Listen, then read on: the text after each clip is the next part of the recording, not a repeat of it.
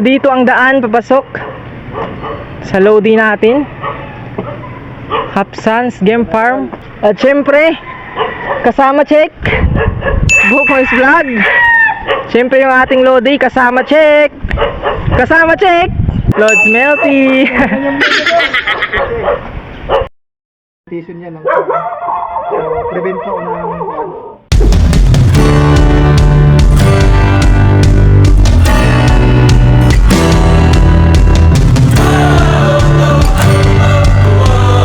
Andito tayo, tinawag na tayo ni Lodi Circle. Ayun, Hapsans. Nandun siya sa kanyang range area, mga kanukis. Dandaran, outfit check! Nagpapasalamat talaga ako sa inyo na pumupunta kayo dito. Ayan, maraming salamat sa pagpunta nyo dito. Nakabirada master ka na na Volca. Saan dito mga kanukis yung anong born to, Dol? National Board. National born. Ayan o, pinapakain mga kanukis. Tanghali kasi ngayon o, pinapatoka. Ayan o, napakadami. Yun o, grabe. Sir, batiin ko muna yung mga subscriber nyo, mga tagapanood po. Sa lahat po ng subscriber, Dami mga kanukis. nandito po si Idol Melty, yung mga subscriber niya. Maraming salamat po sa inyo talaga na napunta po kayo dito. Yung mga subscriber ko din. Bulik o, wait bulik. No? Lalo na po sa Health Nakakos? Family. Yan, Excellence Family. Yan. Ano patoka nila, Dol? Excellence din. Integra Company. Ah, Integra. Ayan o. So, Integra 2000? good luck. Integra 2000 yung patoka nila. National goal po natin. Ano? Yan o. So, Idol Melty, maraming salamat. Ang healthy nila. San ulo na nandito kayo. Okay? Sisigla mga kanukis o. Ang dami o. Ah, di pa banding. Bro,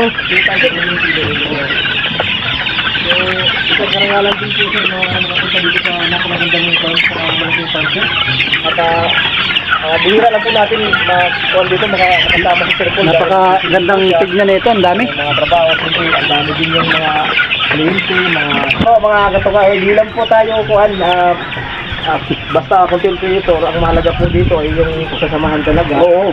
Ng isang nagmamanok, may small time man o big time. Kasi sa totoo mga kaibigan, i-circle ko po, kumbaga sa stage, nasa ika-5 palapag na eh.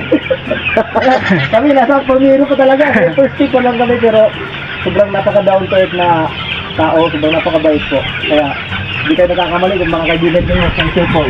Di ba? Ayos, di ba? Ayos to. Galing, sobrang napakabuting tao ng circle ko. Ay pala sa kay Sabong Pinas. Oh, yung ating pala kay Barry Roel Lamano. Lahat po ng mga vlogger dyan na yung passion po natin. Mga Oxams family, hi po talaga sa inyo. Yun, okay? Binabati din natin yung mga kasamahan natin sa pag-vlog, Si Juan, Sabong Pinas, Barry Roel Lamano, na Michelle Bennett, ang dami pa. Ayan. Yung mga katuka. So, tara. Kami ngayon. Tatlo kami magkakapay ng Libutin natin yung according pa na isa ay range area pala na isa ng ating Lodi.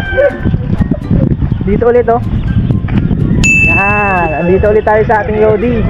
Nakailang balik na tayo dito, baka mainip na yung ating Lodi sa kakabalik dito. Ayan, so di ba may bago ka Dol? Ang harvest, no? Oh, Ayan yan. sila.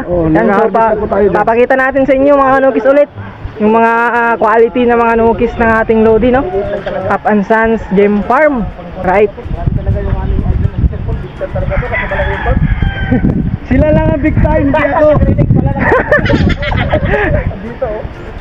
Yung ating kasama na dalawa, Booknoise and Lods Melty. Yan, so napakas. Ang ganda, sumabay yung panahon. Ayun, napaka-green. Green ang kulay ng farm ng ating Lodi, no? Ayan, nandito na yung bagong harvest.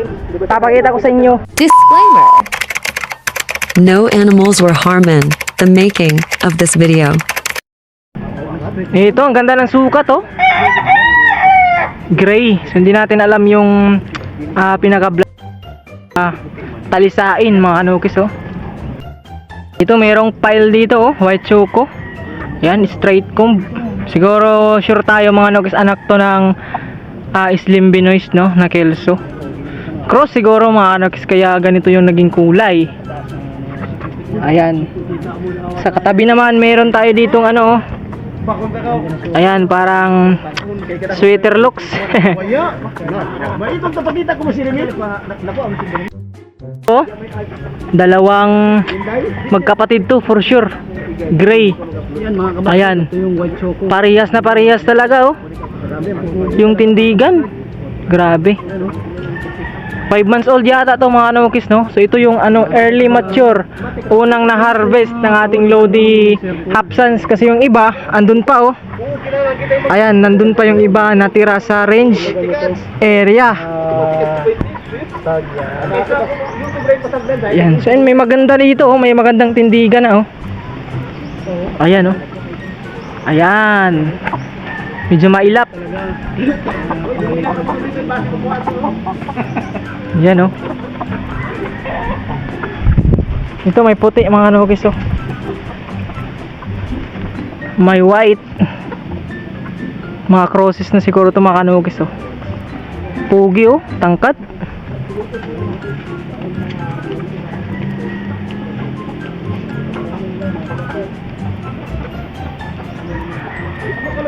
Ayan, so ang dami pa mga kanukis andito oh. Nih, grabe yung pugi mo ito mga kanukis no. Napakaganda na ng pormahan no, tindigan. Grabe.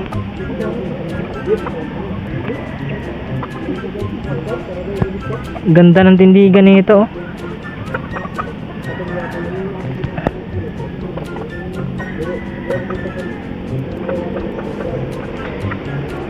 So madami pa mga kanukis, so din natin maisa-isa pero meron tayong ditong SBR. Ayan, sa mga nag-aabil ng pahulugan ng ating Lodi, ito yun yung SBR oh. Yan, napakaangas, high station to oh. Malamang ang pugi. Yan oh, so tara iniwan na tayo ng ating mga tropa. Doon sila oh. Parang may dugog na rin. Ito Gilmore yata to mga kanukis oh. Yan oh, or SBR crosses. Nagpapasalamat po ako sa mga tauhan ko na talagang tawag nito, inaalagaan po talaga nila. Kasi pag patulog-tulog sila, wala po akong maha-harvest. At least meron naman sila niyan per head. So ganun lang. Yun lang ang ano natin. So, nakikita nyo naman, di ba, mga idol na Yes sir, yes sir. yung mga tumitilaok na nga dyan. So yung nag-aabil ng papahulugan sa atin, Ayun. nandyan na sa early bird. Sure ball yun sir ano? Malapit na. By the way, 8 months po ako magre-release, 8 months old. Yan. Hindi na po ako nagre-release ng ano, ng tawag nito, ng 7 months. Para wala kong barako na sila. So ipapaliwanag niya yung paraan niya sa pag-harvesting. Ayan. So ganito yan, sa karanasan ko, kahit 5 months old na po sa range, parang hindi pa po sila nagmamature. Kaya tinatawag na may harvest po tayo para magiging early mature. Yo. Yan. Kahit 6 months doon sila, hindi talaga sila nagmamature doon. Pagka hindi nakuha doon. O pag hindi mo nakuha, kailangan talaga isi-separate mo para at least mag early mature po sila. So ganun po talaga ang sistema po ng ano. Yung ano ko lang opinion ko lang yan. Yun. Dahil sa 4 na po na taon na yung karanasan po natin na yun ang anuhin po na inaano ko po na kaya nga pala. Oo. Kailangan i-harvest talaga. May sistema po tayo na yan, So ganyan mga kanukis yung ginagawa ng ating Lodi Hapsans Game Farm. Bali ilang weeks o araw sila andyan dol? Magdidepende po yan sa mga maximum ko dito is 15 days. Ayun. Pag 15 days, lagay na natin sila sa cord.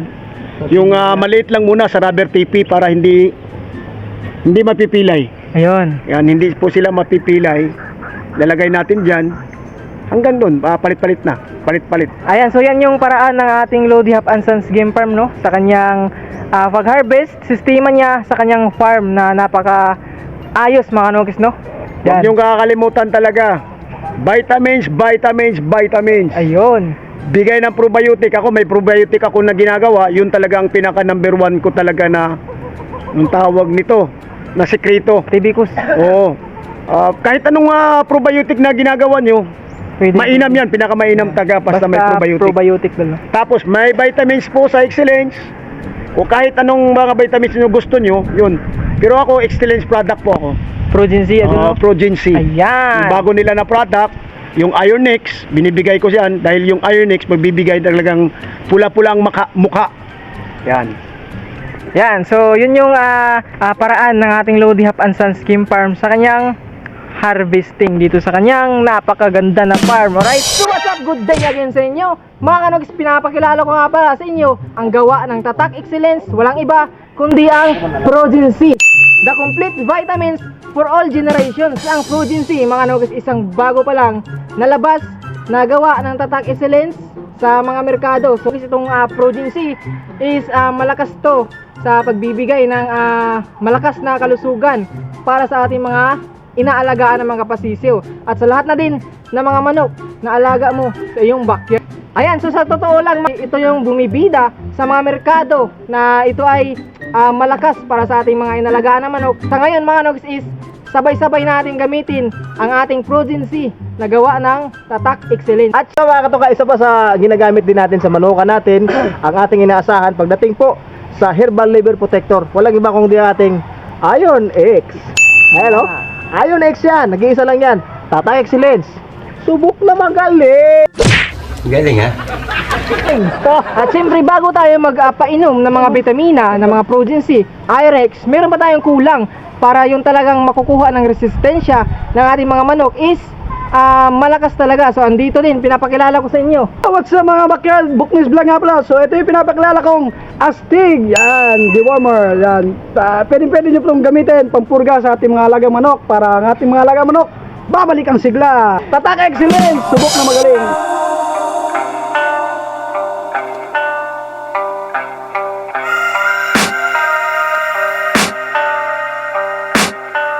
I can hear the demons call when they do what they do.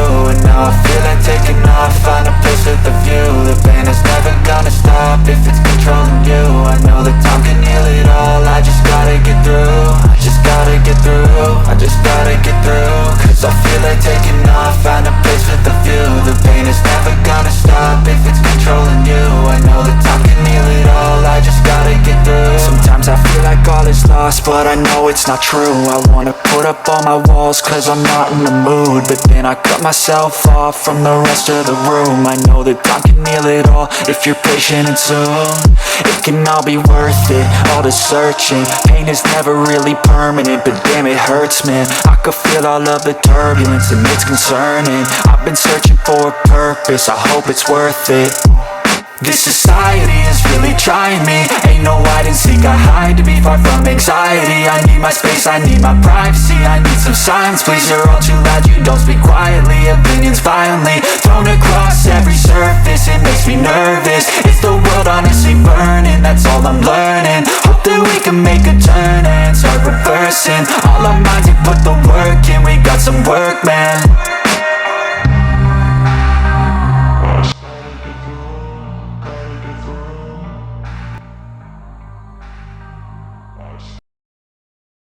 So nung unang punta natin dito sa farm ng ating Lodi is hindi natin naipakita yung mga naka-cord. So ngayon dahil mainit, oras na para ipasilip natin sa inyo yung mga naka-cord dito na mga materialis ng ating Lodi, no? So tara. So dito meron tayong pula na manok. Siguro sweater siguro to. Mga nokis, no? So sa katabi niya naman, kilalang kilala to na bloodline ng ating Lodi, high caliber gray. Ayan. Napakapugi oh. High caliber gray mga kanukis. Dito sa taas meron dito oh. Sweater, napakapugi oh. Ito yung mga broodcock na ginamit ng ating Lodi sa kanyang mga pasisiw na palahi ngayon sa nag-aabil ng hulugan. So ito yun, sabi niya mga kanoks, ito yung mga broadcast niya dito. Yan, oh. Pugi. So dito tayo. Meron tayo ditong sweater gray yata to. Ayan. Kilala natin to mga kanoks, sweater gray. Ito, oh. Napakapugi. Pugi ng forma nito, oh. So sa katabi naman niya, meron tayo ditong puti na which is yung ating Slim Binoy Kelso ng ating Lodi. Yan, oh. Di lang tayo lalapit, baka karatehin tayo nito, no?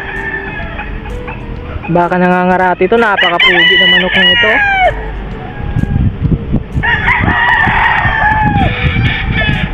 Yan, no? So ito yung mga ginamit na mga materialis. So meron itong mga palahi dun, nandun sa range area. Ganda. So dito meron din tayo ditong ano, baka jugod to, no mga nukis, kasi white leg siya. Yan, no. Yan, jugod gray siguro.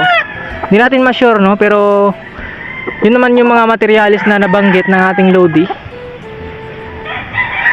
Pugi, oh.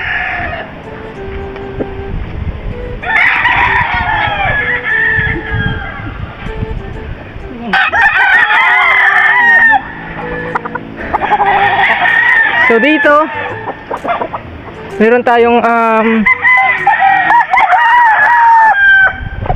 straight comb. Ayan. Pupugi, oh. Pupugi ng mga nukis nila.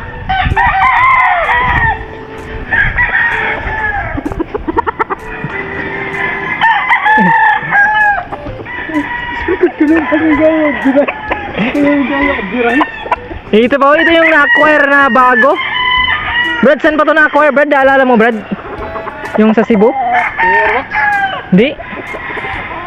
Kalimutan kong pangalan. Ito yung bagong materialis na nakuha.